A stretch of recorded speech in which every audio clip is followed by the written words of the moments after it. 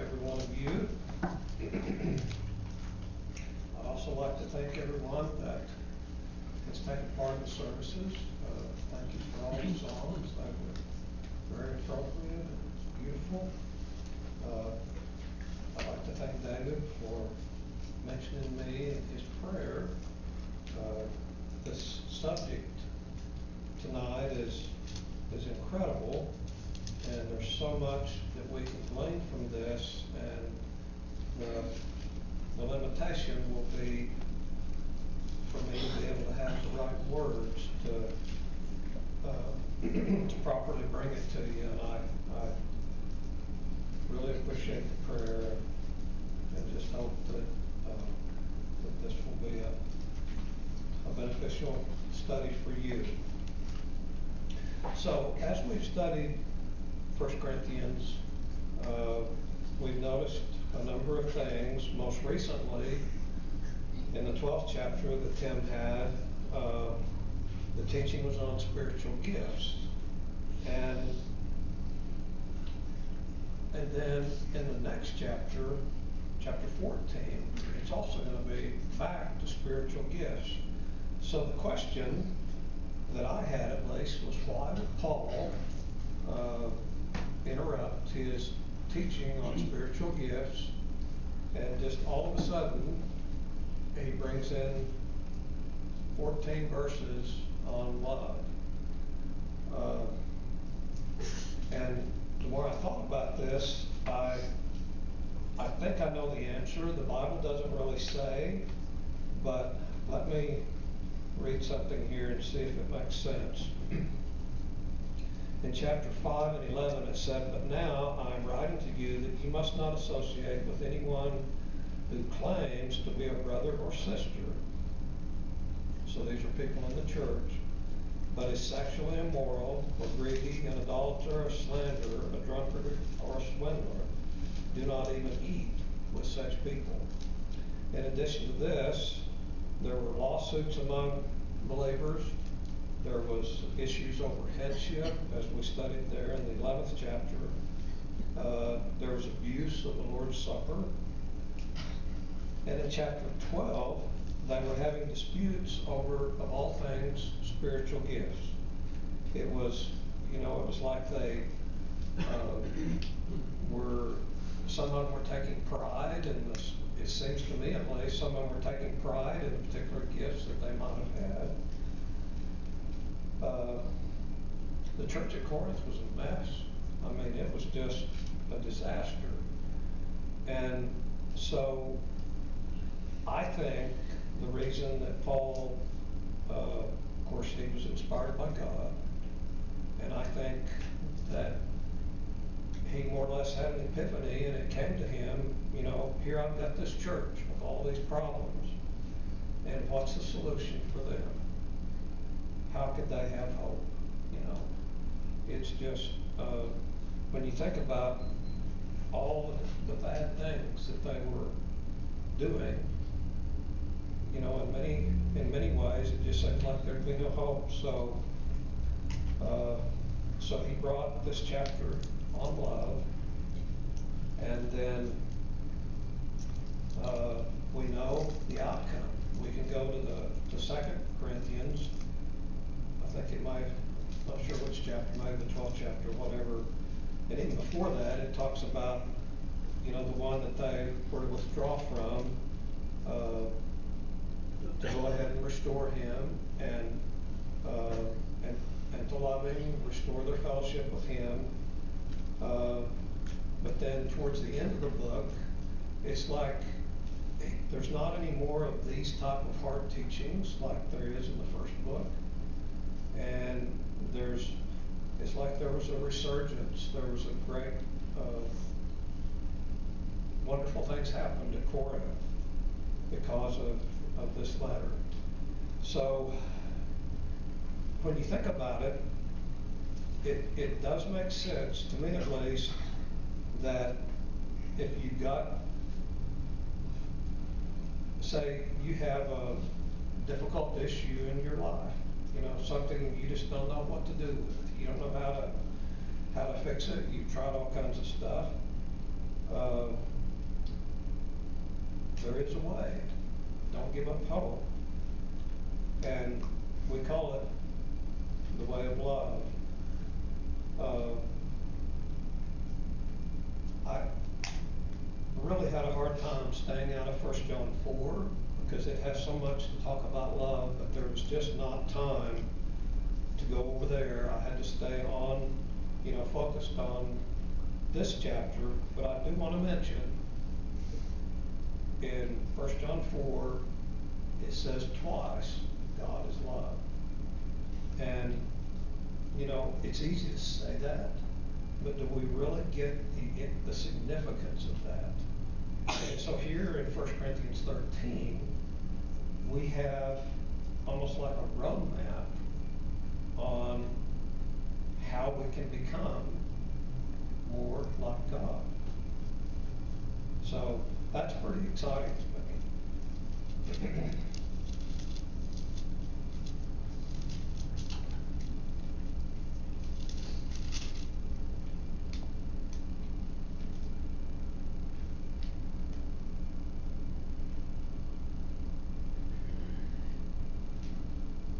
So, the outline is pretty simple. We're going to drop back to the last verse of the 12th chapter for a prologue, but it's pretty important. And then the first 3 verses, he's going to be going through some different things, and he's going to say, if I did this and if I did that, and these are really important things, but if I do them without love, they don't matter. And then in verses 4 to 7, we're going to get to see love in action. I love action and doing things, and so you can call it a roadmap, you can call it a call to action, but verses 4 through 7 are amazing. And then in the last 5 verses will be the prologue and the summary. My plan is to do this in one study. It's a tremendous study, and I don't intend and am determined not to go off on any one of these subjects. Love is patient, love is kind. We could talk a whole lesson about patience and kindness and many of those other things, and we're just going to touch on those. There's no way we can cover those in this lesson. But my goal is to try to give you some of the high points and an overview of the overall message that Paul was trying to get across here. So going back to the 12th chapter, he mentions in the first verse of that chapter now about the gifts of the Spirit. So they had apparently asked him about gifts of the Spirit. And then he had a number of answers, and Tim did a really great job last week bringing those to us. What I want to notice is in verse 21, where twice and so the emphasis, anytime you see caps, of course, that emphasis is fine. But he says, I don't need you. The eye cannot save the hand. I don't need you. The head cannot save the feet. I don't need you. So apparently these people were, they were being mean, I guess, or saying, being demeaning to belittling others who maybe had lesser gifts. And then in verse 25, he said there should be no division in the body. So, in addition to all the other things that I mentioned earlier, they had all these issues with spiritual gifts. And then he goes on to say something that's really a big deal. And that's verse 31, the last part of it says, so whenever you see an ellipsis or, 3 dots, that means I've cut off the verse. This is the last half of the verse. And yet I will show you the most excellent way.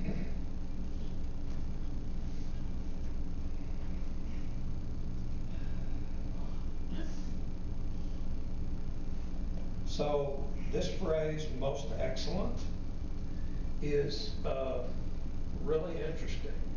It comes from a Greek word, I can't pronounce it, but it's in where's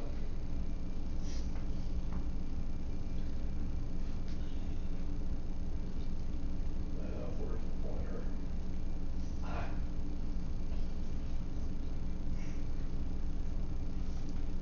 Anyway, down there at the bottom under Greek, you can see the Greek word, but it means a throwing beyond, according to Strong's, excess and superiority. And so in the different translations, in the NIV, which we'll be using tonight unless otherwise noted, he refers to it as the most excellent way. In the English Standard Version, he says a still more excellent way. In the New American Standard, he says a far better way. None of those really capture, I don't think, the meaning of the Greek word. So I did some searching. First off, when I was looking at the Greek word, I've kind of got an underline there, uper bolin, and that uper part, I thought, you know, if you add an S to that, that's super. I wonder if that could be a part of the meaning. So I Googled Greek meaning, Greek word for super, and I didn't find a Greek word, but what I found was a Latin word. And it says the Latin word super means above, over, or beyond, which is exactly what Strong's definition is, and is used to describe something that is extraordinary. So sometimes we refer to something as a superpower. You know, we have superheroes, and we have, some of us will refer to something we're good at as our superpower. So I want you to think about this definition and what I think when he says most excellent. I think he's showing us a superpower. This is an incredible, I mean, we just, there's not really an appropriate English word.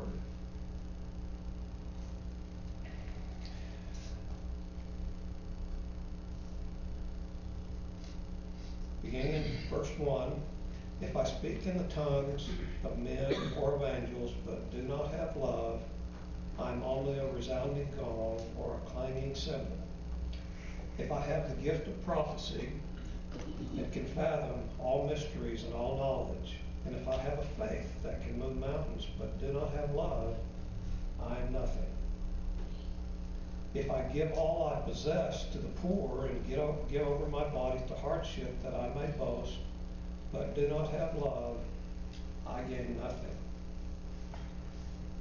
So anytime in Scripture something is repeated twice, it means it has extra emphasis and extra importance. But if we see something repeated 3 times, then that's a really big deal, because that means he's triple emphasizing something. So 3 times here, so he's exaggerating, give my body to be, and the King James says, give it to be burned, give over my body to hardship. If I had so much faith that I could move mountains, if I could speak with the tongues, all the tongues, all the languages of men, as well as the language of angels, who knows what that is. But if I could do all these amazing things, but I don't have love, then in the case of speaking, it's like a gong or a cymbal or something that, you can't communicate with that at all. And then he says, in the second one, I am nothing, and the third one, I gain nothing. I mean, all is lost. It's like,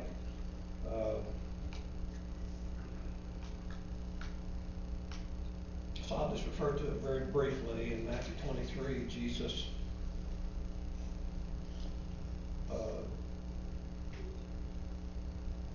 he mentioned the religious leaders of that day and all the shortcomings they had, and he pronounced terrible indictments against them.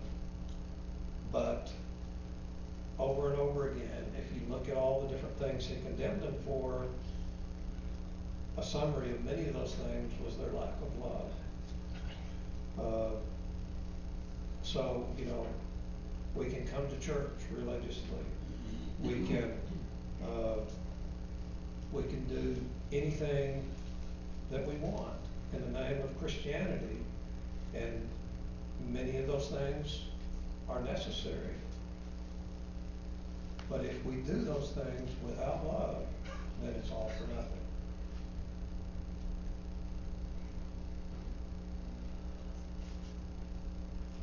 This will be one of the few passages I pull in from outside, but I wanted to give you a reason why I titled it this way, Love in Action. So in 1 John 3:18, dear children, let us not love with words or speech, but with actions and in truth. And so, as I said earlier, we're going to get into these verses 4 through 7, which I'm just going to call it, for lack of a better term, love in action. We'll read them first, and then we'll go through them very briefly as to what the meaning is. Love is patient, love is kind, it does not envy, it does not boast, it is not proud, it does not dishonor others, it is not self-seeking, it is not easily angered, it keeps no record of wrongs. Love does not delight in evil, but rejoices with the truth. It always protects, always trusts, always hopes, always perseveres.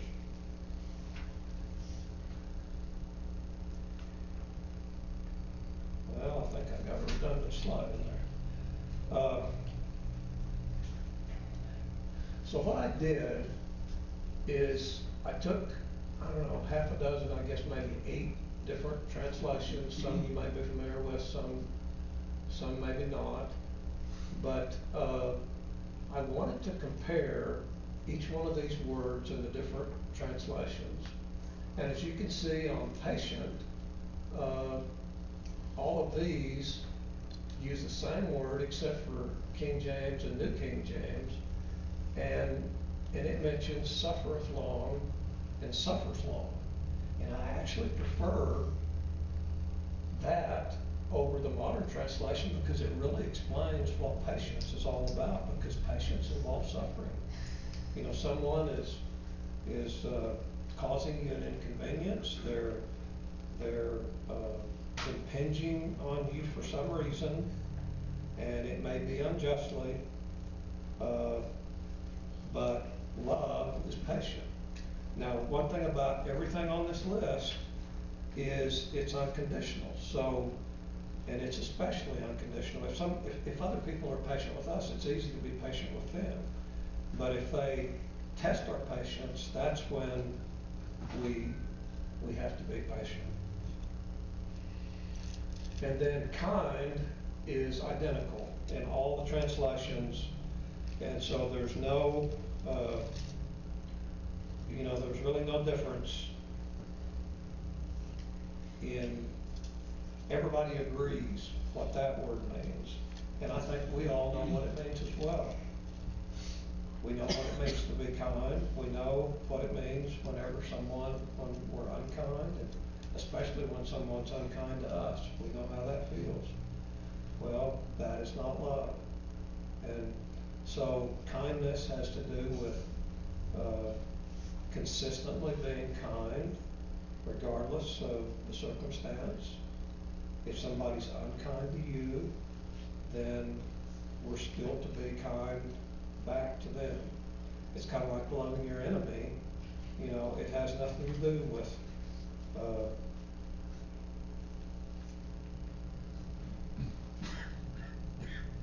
we're especially to love our enemies. Even it's easy to love those who are good to us. And the next one, it does not envy, and that has to do with jealousy, primarily jealousy and envy. So if we see something that somebody else has, if, if we are envious or jealous of anything anyone else has, then that's envy, and it's wrong. Another thing, and this was interesting to me, that this is included in love, but it says love does not boast or boastful.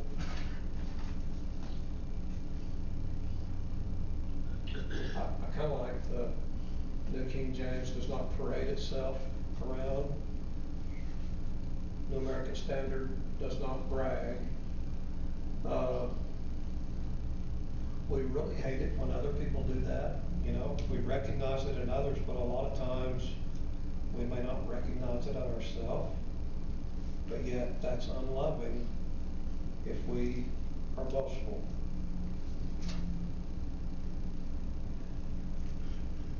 And finally, pride, not proud, not arrogant, not puffed up. And some of these are very similar. But again, back to the redundancy thing that I mentioned earlier, you know, anytime something, the same basic meaning gets addressed 2 or 3 times, it just makes it all the more important. Arrogance, you know, we know what it's like for others to be arrogant, so we have to really watch ourselves sometimes that we don't fall into that category. Does not dishonor others, is not rude. This is one of the reasons for using the different translations, because like in the King James, does not behave itself unseemly, kind of hard to understand, but basically it means we're not to be rude. Not self-seeking. I like the NLT there, does not demand its own way. We can find ourselves doing that, you know, wanting to have our own way.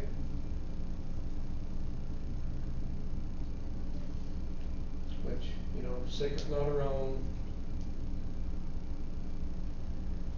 The American Standard does not seek its own benefit.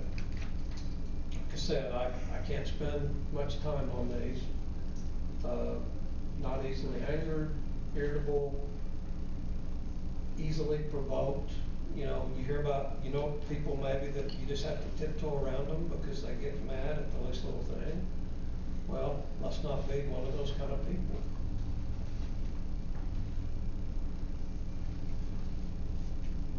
This is a real biggie, and I've mentioned it before, but so it's really a tendency to keep score whenever people do stuff to us.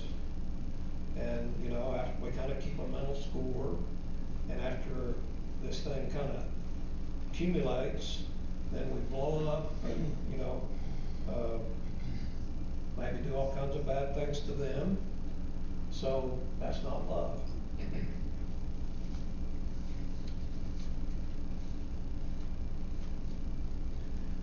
This particular verse, I probably should have just combined the first and last part.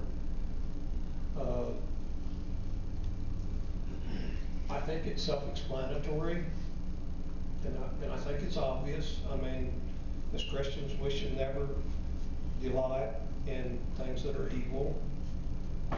Psalms 1 tells us to, blessed is the man who delighteth in the law of the Lord, but to delight in evil is awful. But of course, we rejoice in the truth.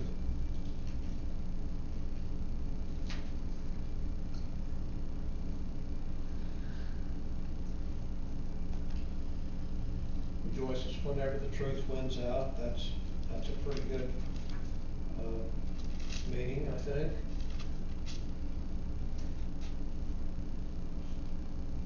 This verse is a little bit different, and it's a pretty big deal. No matter what someone does, we're to always love them. Our love for others is to be unconditional like God's love is for us. We're to love the person, not the sin. And the first time I heard that, it didn't really make sense. How can you love the person and if they're, doing bad stuff and they're sinful? Well, that's the way we are, and God still loves us. So the objects of our love should always feel secure in our love. We shouldn't dangle our love out there like, if you please me, as long as you please me, I will love you. That is a terrible thing. Imagine if God did that to us. We know that we're secure in the fact that God will always love us. We have to obey Him, and ultimately, if we disobey Him, then we know that unpleasant things await. But He always loves us.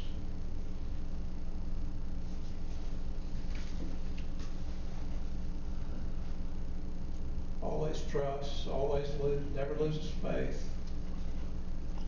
And this is interesting because this is faith, I believe, in other people, so we don't give up. And again, there's some repetition here.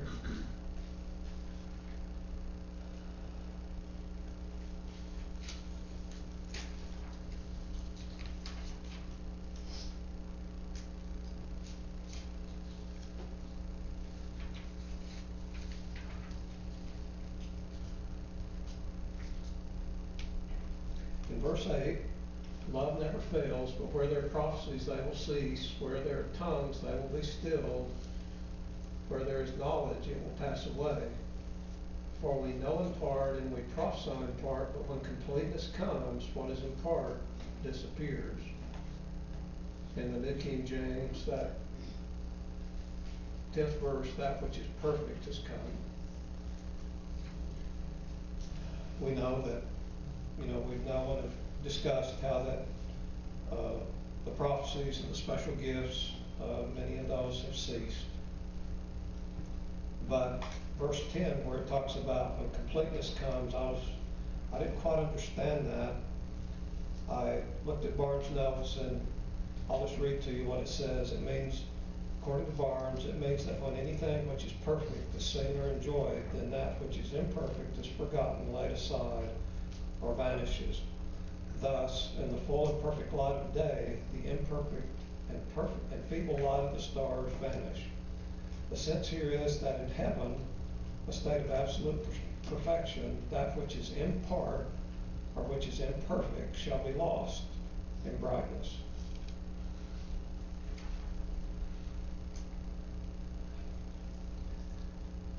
When I was a child, I talked like a child, I thought like a child, I reasoned like a child. When I became a man, I put the ways of childhood behind me. For now we see only a reflection as in a mirror. Then we shall see face to face. Now I know in part, then I shall know fully, even as I am fully known. But now these three remain, faith, hope, and love, but the greatest of these is love. So mirrors, back in biblical times, were nothing like the mirrors we have today. They were usually made from polished metal, and they did not reflect very clearly. And then that word that's translated reflection in the NIV and dimly in the New King James, that's really an interesting word. It means a riddle, an enigma. In a riddle, a statement is made with some resemblance to the truth, a puzzling question is proposed, and the solution is left to conjecture.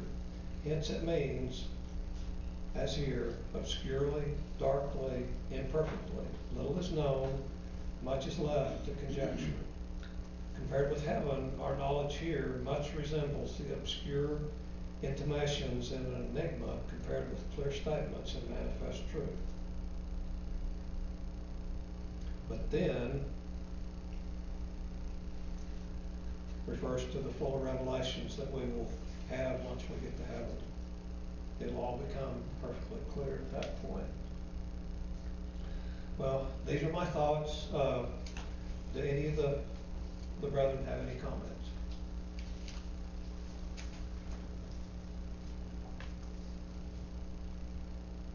Appreciate your thoughts, Larry. Good job.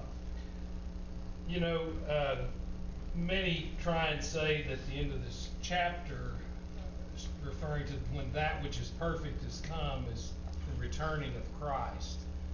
But it can't be the return of Christ, because down in verse 13 it says, but now faith, hope, love abide, these three, but the greatest of these is love. When Christ returns, there'll be no more faith, because faith is the substance of things hoped for, the evidence of things not seen. So we know it can't be referring to the return of Christ for these gifts to pass away and all of this. It's talking about that which is perfect is come. Now, certainly, if we have perfect love within us, we don't need the gifts. That is the contrast there. But I think it's referring to that which is perfect is come is the written word once we have the word written there. And because he refers to seeing through something, dimly and darkly, as you brought out there in the scriptures. Now we see clearly when we have the word written to us, we see the whole plan of what salvation was, which to the average Christian back then was still quite a mystery, as they all had partial knowledge, and none of them, had full understanding of what was to come. They knew what happened, and they knew Christ was the Savior, and they were converted on that fact. But to see the whole culmination of how the Old Testament, the New Testament, all of this was this act of love of God giving His Son, and Christ being the manifestation of that love, that this chapter, brings out so eloquently about the characteristics that love is, that Christ demonstrated. But once man could fully see all of that come together through the Old Testament, the New Testament, and be written down, then that would still be a time of living under faith that's important. But most commentators will refer to that as the coming of Christ. So, well, I agree with that. I think that's a better interpretation than what Barnes had. Obviously, at the time this was written, didn't have a full revelation, and so he could say in the future, when it comes. So, yeah, I like that. Thanks for that. Anyone else?